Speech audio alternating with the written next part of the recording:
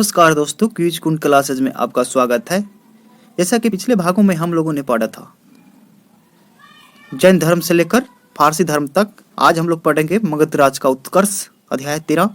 मगध के सबसे प्राचीन पंथ के संस्थापक वृद्धरथ था। इसकी राजधानी गिरिव्रज थी, यानी राजगिरी। जरासंध वृद्धरथ का पुत्र था। हर एक वंश के संस्थापक बिंबिसार मगध की गद्दी पर 544 ईसा पूर्व था। विबौद्ध ग्रंथों के अनुसार वह बौद्ध धर्म का अनुयायी था। यह प्रथम भारतीय राजा था जिसने प्रशासनिक व्यवस्था पर बल दिया था। बिंबिसार प्रथम भारतीय राजा था जिसने प्रशासनिक व्यवस्था पर बल दिया था। बिंबिसार ने ब्रह्मदत्त को हराकर अंगराज को मगध में मिला लिया। बिंबिसार ने राजगिरी का निर्माण कर उसे अपनी राजधानी बनाया। बिंबिसार ने मगध पर करीब 52 वर्षों तक शासन किया। दोस्तों, महात्मा बुद्ध की सेवा में बिंबिसार ने राजवंश जीवक को भेजा था। अवंती के राजा प्रघोत जब पांडु रोग यानी पीलिया रोग से दोस्तों ग्रस्त थे, तो उस समय बिंबिसार ने जीवक को सेवा शुश्रूषा के लिए भेजा था। बिंबिसार ने वैवाहिक संबंध स्थापित कर अपने साम्राज्य का विस्तार किया। इसने कौशल नरेश प्रसेनजीत की बहन महाकोशला से, वैशाली के चट्टा की पुत्री चलना से तथा मध्य प्रदेश आधुनिक पंजाब की राजकुमारी क्षेमा से बिंबिसार ने शादी किया। बिंबिसार की हत्या उसके पुत्र अजातशत्रु ने कर दी और वह 493 ईसा पूर्व में मगध की गद्दी पर बैठा। इसका उपनाम कुनिक था। अजातशत्रु का उपनाम क्या था? कुनिक था। वह परम में जैन धर्म का अनुयायी था। अजातशत्रु ने लगभग मगध पर 32 वर्षों तक शासन किया। अजातशत्रु के सुयोग मंत्री वर्षकार था।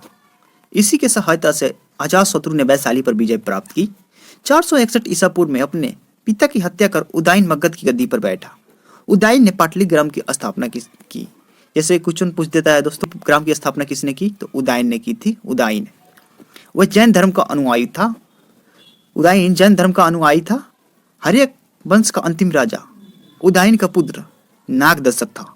नागदशक को उसके अमात्य शिशुनाग ने 412 ईस्वी पूर्व में अपदस्थ कर मगध पर शिशुनाग वंश की स्थापना की।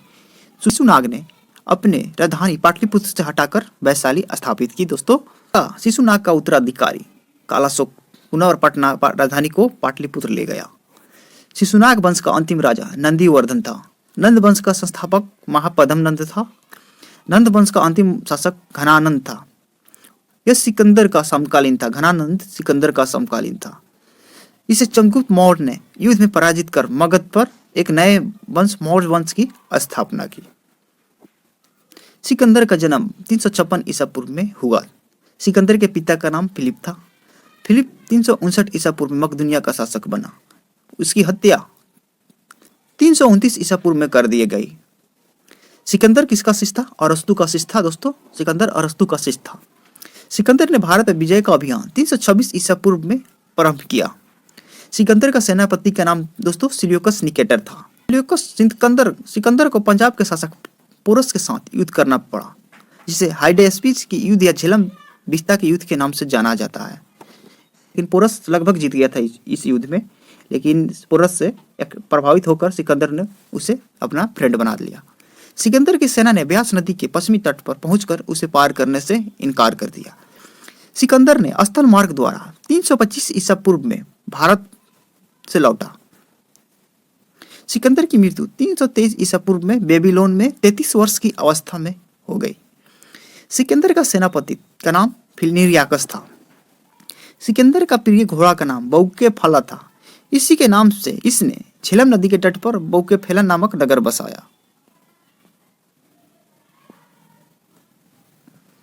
मौर्य वंश, चैप्टर 15 मौर्य वंश के बारे में जानते हैं दोस्तों। मौर्य वंश के संस्थापक चंद्रगुप्त मौर्य का जन्म 345 ईसा पूर्व में हुआ था। जस्टिन ने चंद्रगुप्त मौर्य को सेंड्रोकोटस कहा है, जिसकी पहचान विलियम जोन्स ने चंद्रगुप्त मौर्य से की है। विशाख दत्तकृत मुद्राक्ष में चंद्रगुप्त मौर्य के लिए विरिशल या आशा या निम्न कुल से उत्पन्न शब्द का प्रयोग किया गया है। घनानंद को हराने में चाणक्य या कौटिल्य या विष्णुगुप्त, चाणक्य के अलावा कौटिल्य या विष्णुगुप्त से भी इनको जाना जाता है। चाणक्य ने चंद्रगुप्त मौर्य की मदद की, जिसके बाद से चंद्रगुप्त का प्रधानमंत्री बना। इसके द्वारा लिखित पुस्तक अर्थशास्त्र है, जिसका संबंध चंद्रगुप्त मौर्य की राजगद्दी पर 322 ईसा पूर्व में बैठा। चंद्रगुप्त जैन धर्म का अनुयायी था दोस्तों। चंद्रगुप्त ने अपनी अंतिम समय कर्नाटक के श्रवणबेलगोला में नामक स्थान पर बिताया है। यहीं पर चंद्रगुप्त ने 305 ईसा पूर्व में सेल्यूकस निकेटर को हराया। सेल्यूकस निकेटर ने अपनी पुत्री कर्नेलिया की शादी चंद्रगुप्त मौर्य के साथ कर दी और युद्ध के संधि शर्तों के अनुसार 4 प्रांत काबुल, कंधार, हेरात एवं मारकान चंद्रगुप्त मौर्य को दे दिए गए। कौन दिया? सेल्यूकस निकेटर दिया, दहेज के रूप में ही दिया। चंद्रगुप्त मौर्य ने जैनिक गुरु भद्रबाहु से जैन धर्म की दीक्षा ली थी। मेगास्थनीज सेल्यूकस निकेटर का राजदूत था जो चंद्रगुप्त के दरबार में रहता था। मेगास्थनीज द्वारा लिखी गई पुस्तक इंडिका है। मेगास्थनीज के अनुसार सम्राट का जनता के सामने आने के अवसरों पर शोभा यात्रा के रूप में जश्न मनाया जाता है। उन्हें एक सोने की पालकी में ले जाया जाता है। उनके अंगरक्षक सोने और चांदी से अलंकृत हाथियों पर सवार रहते हैं। कुछ अंगरक्षक पेड़ों को लेकर चलते हैं। इन पेड़ों पर प्रशिक्षित तोतों का झुंड रहता है जो सम्राट के सिर के चारों तरफ चक्कर लगाता रहता है। राजा सामान्यतः हथियारबंद महिलाओं से घिरे होते हैं। उनके खाना खाने से पहले खास नौकर उन्हें खाने को चखते थे। वे लगातार 2 रात एक ही कमरे में नहीं सोते थे। पाटलिपुत्र के बारे में, पाटलिपुत्र एक विशाल प्राचीर से घिरा है जिसमें 570 बुर्ज, 64 द्वार हैं। 2 और 3 मंजिल वाले लकड़ी का और कच्ची ईंटों से बने घर हैं। राजा का महल भी काठ का बना है जिसे पत्थर की नक्काशी से अलंकृत किया गया है। यह चारों तरफ से उद्यानों और चिड़ियाओं के लिए बने बसेरों से घिरा है। चंद्रगुप्त मौर्य और सेल्यूकस के बीच युद्ध का वर्णन एपियानस ने किया है। प्लूटार्क के अनुसार चंद्रगुप्त ने सेल्यूकस को 500 हाथी उपहार में दिए थे। चंद्रगुप्त की मृत्यु 298 ईस्वी पूर्व में श्रवणबेलगोला में उपवास द्वारा हो गई। मौर्य का उत्तराधिकारी बिंदुसार के बारे में जानते हैं दोस्तों। चलिए, चंद्रगुप्त मौर्य का उत्तराधिकारी बिंदुसार हुआ जो 298 ईसा पूर्व में मगध की गद्दी पर बैठा। इसे अमित्रघात के नाम से जाना जाता है। बिंदुसार को अमित्रघात के नाम से जाना जाता है। ये बहुत अच्छा पॉइंट है दोस्तों। अमित्रघात के नाम से जाना जाता है किसको? बिंदुसार को। अमित्रघात का अर्थ है शत्रु विनाशक। बिंबिसार आजीविक संप्रदाय का अनुयायी था। नोट में, आजीविक संप्रदाय की स्थापना मखलीपुत्र गोसाल ने की थी। वायु पुराण में बिंदुसार को भद्रसार या वारिसार कहा गया है। स्ट्रैबो के अनुसार सीरियन नरेश एंटियोकस ने बिंदुसार के दरबार में डाइमेकस नामक राजदूत भेजा। इसे ही मेगास्थनीज का उत्तराधिकारी माना जाता है। जैन ग्रंथों में बिंदुसार को सीसेम भी कहा गया है। बिंदुसार के शासनकाल में तक्षशिला में 2 विद्रोह का वर्णन है। सिंधु एवं झेलम नदी के बीच में तक्षशिला था। 2 वर्तमान में पाकिस्तान में है। इस विद्रोह को दबाने के लिए बिंदुसार ने पहले सुसीम को और बाद में अशोक को भेजा। एथिनियस के अनुसार बिंदुसार ने सीरिया के शासक एंटियोकस प्रथम से मदिरा, सूखे अंजीर एवं एक दासरिक भेजने की प्रार्थना की थी। बौद्ध विद्वान तारानाथ ने बिंदुसार को 16 राज्यों की विजेता बताया है। बिंदुसार की सभा में 500 सदस्यों वाली एक मंत्री परिषद थी जिसका प्रधान खलाटक था। बिंदुसार की सभा में 500 सदस्यों वाली एक मंत्री परिषद थी जिसका प्रधान कौन था? खलाटक था। अशोक के बारे में दोस्तों पढ़ते हैं। बिंदुसार का उत्तराधिकारी अशोक महान हुआ जो 269 ईसा पूर्व में मगध की राजगद्दी पर बैठा। अशोक का माता का नाम सुभद्रांगी था, यानी दिव्यदान के अनुसार, दिव्यदान यानी बौद्ध ग्रंथ है। अशोक की मां का नाम सुभद्रांगी था। राजगद्दी पर बैठने के समय अशोक अवंती का राजपाल था। मास्की, गुजरा, नेतुर एवं उडेलगोलम के लेखों में अशोक का नाम अशोक मिलता है। कर्नाटक गुलबर्गा जिला के कगनहल्ली में से प्राप्त उभारदार मूर्ति शिल्प यानी रिलीफ स्कल्पचर शिलालेख में अशोक के प्रस्तर रूप चित्र के साथ रानियो अशोक उल्लेखित है। राजा अशोक उल्लेखित है।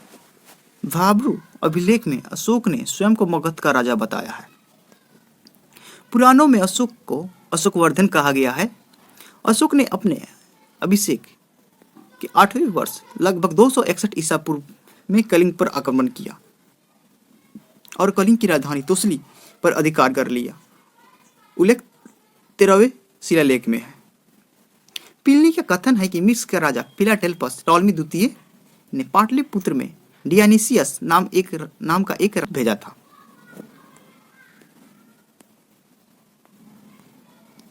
उपगुप्त नामक बौद्ध भिक्षु ने अशोक को बौद्ध धर्म की दीक्षा दी। उपगुप्त नामक बौद्ध भिक्षु ने अशोक को बौद्ध धर्म की दीक्षा दी। नोट में, अशोक पहले ब्राह्मण धर्म का अनुयायी था। कलहन की राजतरंगिणी से पता चलता है कि वह शैव धर्म का उपासक था।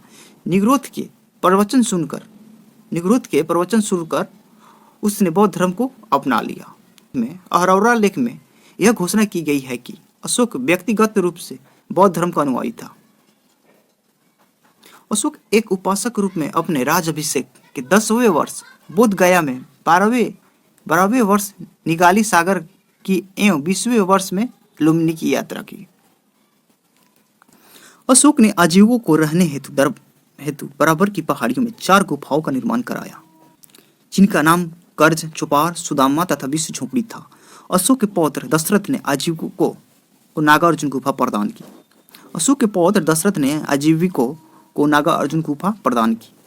अशोक के 7वें स्तंभ लेख में आजीविकों का उल्लेख किया गया है तथा महामंत्रों को आजीविकों के हितों का ध्यान रखने के लिए कहा गया है।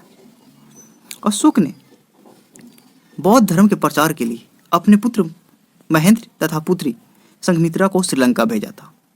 बौद्ध परंपरा के और उनके लिपियों के अनुसार अशोक ने 84,000 स्तूपों का निर्माण किया था। भारत में शिलालेख का प्रचलन सर्वप्रथम अशोक ने किया। अशोक के शिलालेख में ब्राह्मणी, ख्रोष्टी, ग्रीक एवं अरमाइक लिपि का प्रयोग हुआ है। ग्रीक एवं अरमाइक लिपि का अभिलेख अफगानिस्तान में, ख्रोष्टी लिपि का अभिलेख शाहबाज गाड़ी में एवं मनसेहरा पाकिस्तान से और शेष भारत में ब्राह्मणी लिपि का उल्लेख मिले हैं। ख्रोष्टी लिपि दाईं से बाईं ओर लिखी जाती थी। नोट में, ख्रोष्टी लिपि दाईं से बाईं ओर लिखी जाती थी। दोस्तों, अशोक के अभिलेखों को 3 भागों में बांटा जा सकता है: शिलालेख, स्तंभ लेख एवं गुहा लेख। अशोक के शिलालेखों की खोज 1750 में पादेत्री पैंथलर ने की। इनकी संख्या 14 है। अशोक के शिलालेखों की संख्या कितनी है? 14 है। इनकी खोज शिलालेख के 1750 ईस्वी में पादेत्री पैंथलर ने की।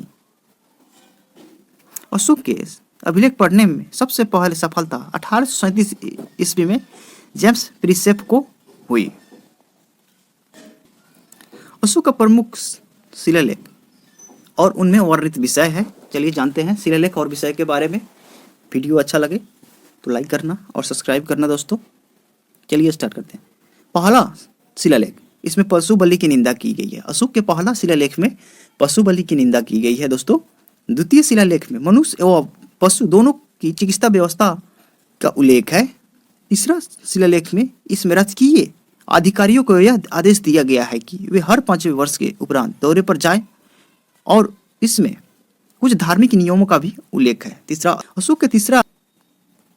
अशोक के चौथे शिलालेख में इसमें भेरी घोष की जगह धम घोष की चर्चा की गई है। अशोक के चौथे शिलालेख में भेरी घोष की जगह धम घोष की चर्चा की गई है। अशोक के 5वें शिलालेख में इसमें धर्म महामात्रों की नियुक्ति की जानकारी मिलती है।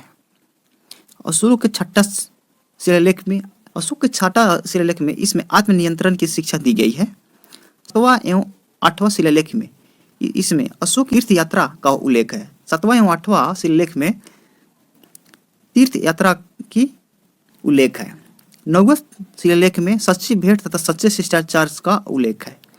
अशोक का 10वां शिलालेख में अशोक ने आदेश दिया कि राजा तथा उच्च अधिकारी हमेशा प्रजा के हित में सोचे। अशोक के 11वां शिलालेख में धर्म की व्याख्या की गई है। अशोक की 12वां शिलालेख में स्त्री महामंत्रों की नियुक्ति एवं सभी प्रकार के विचारों के सम्मान की बात कही गई है। अशोक के 13वां शिलालेख में कलिंग युद्ध का वर्णन एवं अशोक के हृदय परिवर्तन की बात कही गई है। अभी भी एक वचन है दोस्तों। इसी में 5 यवन राजाओं के नामों का उल्लेख है जहां धर्म प्रचारक भेजे। जहां उसने चौदहवां शिलालेख में अशोक ने जनता को धार्मिक जीवन बिताने के लिए प्रेरित किया। अशोक के स्तंभ लेखों की संख्या 7 है, जो केवल ब्राह्मणी लिपि में लिखी गई है। यह 6 अलग अलग स्थानों से प्राप्त हुआ है। प्रयाग स्तंभ लेख यह पहले कौशाम्बी में स्थित था। इस स्तंभ लेख को अकबर ने इलाहाबाद के किले में स्थापित किया। 2 में दिल्ली टोपड़ा, यह स्तंभ लेख फिरोज शाह तुगलक के द्वारा टोपड़ा। 3 दिल्ली मेरठ, सबसे पहले मेरठ में स्थित यह स्तंभ लेख फिरोज शाह तुगलक द्वारा दिल्ली लाया गया। दिल्ली मेरठ स्तंभ लेख सबसे पहले मेरठ में स्थित यह स्तंभ लेख फिरोज शाह तुगलक द्वारा दिल्ली में लाया गया। 4 में रामपुरवा, यह स्तंभ लेख चंपारण बिहार में है। खोज 1872 में कायरलाल ने की थी। लौरिया अरेराज चंपारण बिहार में है। लौरिया नंदनगढ़ चंपारण बिहार में। इस स्तंभ पर मोर का चित्र बना है। मौर्य प्रांत और राजधानी उत्तरापथ की तक्षशिला, अवंती की उज्जैनी, तक कलिंग की राजधानी तोसली था। दक्षिणापथ के स्वर्णगिरी, प्रासी के पाटलिपुत्र। कौशाम्बी अभिलेख को रानी का अभिलेख कहा गया है। 7वां अभिलेख सबसे लंबा है। अशोक का सबसे छोटा स्तंभ लेख रुम्मीदेई है। इसी में लुम्बिनी में धम्म यात्रा के दौरान अशोक द्वारा भू राजस्व की दर घटाकर 1/8 भाग कर दिया गया और लुम्बिनी ग्राम का धार्मिक कर माफ कर दिया। नोट में महास्थान बांग्लादेश से प्राप्त सोहगौरा का ताम्रपात्र अभिलेख में मौर्य काल में अकाल सूखा जैसे देवी प्रकोप के समय राज द्वारा राहत कार्य किए जाने का विवरण प्राप्त होता है। प्रथम पृथक शिलालेख में यह घोषणा की गई है कि सभी मनुष्य मेरे बच्चे हैं। अशोक का सार एकुना यानी कंदहार अभिलेख ग्रीक एवं अरमाइक भाषाओं से प्राप्त हुआ है।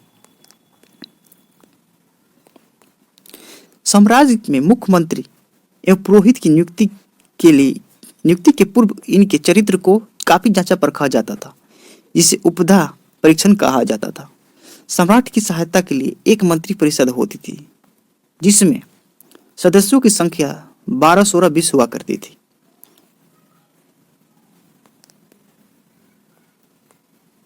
अर्थशास्त्र में शीर्षस्थ अधिकारियों के रूप में तीर्थ का उल्लेख मिलता है, जिसे महामात्र भी कहा जाता है। इसकी संख्या 18 थी। अर्थशास्त्र में चर जासूस को कहा गया है। अशोक के समय मौर्य साम्राज्य के प्रांतों की संख्या 5 थी। अशोक के समय मौर्य साम्राज्य की प्रांतों की संख्या 5 थी। प्रांतों को चक्र कहा जाता था। प्रांतों के प्रशासक कुमार या आर्यपुत्र या राष्ट्रिक कहलाते थे। प्रांतों का विभाजन विषय के रूप में किया गया था, जो विषयपति के अधीन होते थे। प्रशासन की सबसे छोटी इकाई ग्राम थी, जिसका मुखिया ग्रामिक कहलाता था।